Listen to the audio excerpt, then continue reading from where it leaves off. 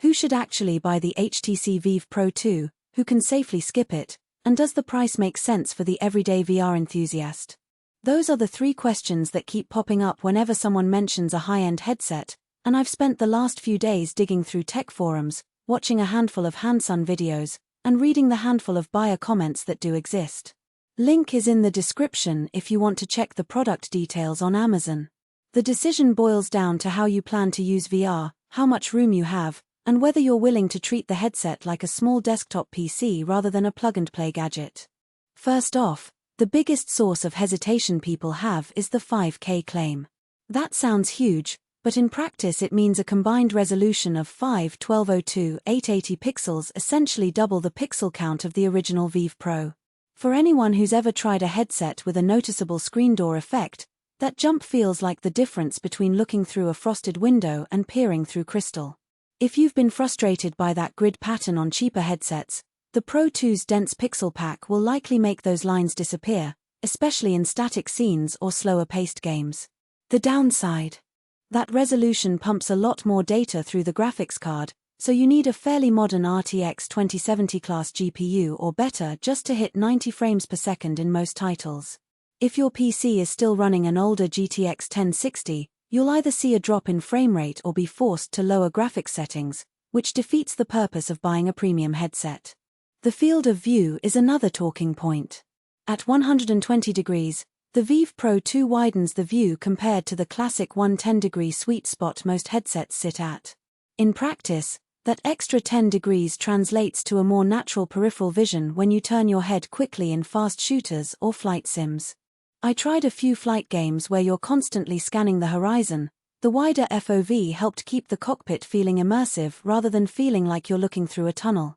However, that same wider lens can be a bit unforgiving for people who sit farther from the screen. The optics tend to push the image toward the edges a little, which can cause a slight softening on the outermost periphery. If you're a casual gamer who mainly plays slower, story-driven experiences, you might not notice that trade-off at all. Comfort is where HTC claims to have an industry-first advantage, and the headset does feel more refined than the original Vive Pro.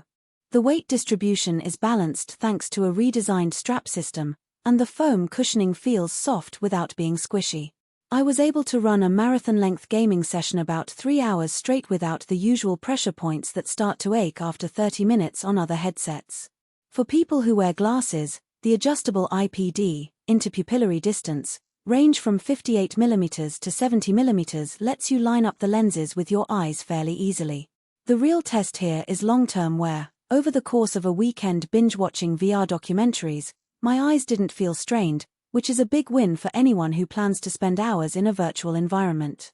Now, let's talk about the practical setup. The Vive Pro 2 isn't a wireless, all-in-one solution.